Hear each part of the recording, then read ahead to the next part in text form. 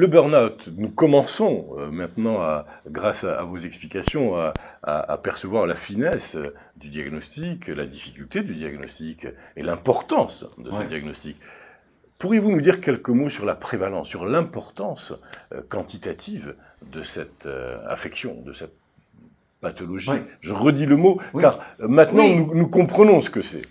Oui, c'est-à-dire les éléments qu'on observe dans le burn-out sont pathologiques, mais le mot lui-même, burn-out, n'appartient pas à la définition. Et souvent, les psychiatres observent des syndromes dépressifs, des syndromes anxieux, et en effet, entrent dans la pathologie. Alors, mais pardon, je sais que vous avez fait beaucoup là-dessus, et vous nous en parlerez, puisque vous avez été rapporteur d'un projet important. Mais nous allons y venir. Avec la question « Qu'est-ce que le burn-out ?» et toute la difficulté d'y répondre complètement aujourd'hui, voilà une autre question extrêmement complexe, c'est-à-dire la prévalence, c'est-à-dire l'importance du phénomène de burn-out.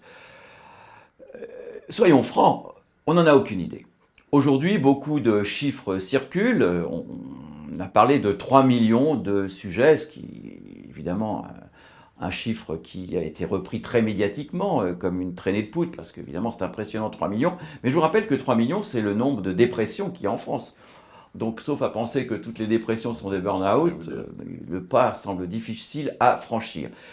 Il y a une étude assez sérieuse menée en Belgique. La France n'est pas très performante à faire des études scientifiques sur le burn-out, mais il y a une étude intéressante menée en Belgique auprès des salariés belges, de nos voisins belges, qui a montré qu'environ 19 000 salariés belges étaient en burn-out. Si on extrapole ça à la population salariée française, qui est environ 6 fois plus importante, on arrive au chiffre de 100 000.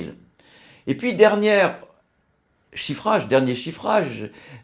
estimation, celle publiée par l'Institut de veille sanitaire, notre grande agence qui nous donne des chiffres réguliers sur la grippe, sur toutes les maladies, donc l'agence INVS, veille sanitaire, dans une étude publiée en juin 2015, donc pas très ancienne, récente, indique qu'il y a environ 480 000 salariés qui sont en état de pathologie mentale liée au travail. 480 000, c'est précis.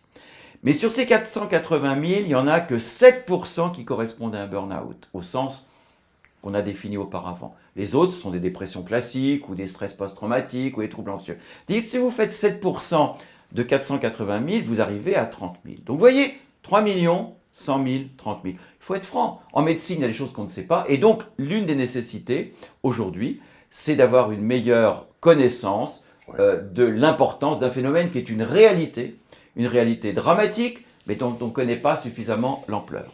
Oui, je pense que la vérité sera bien plus au milieu que les chiffres que vous venez de donner, comme souvent.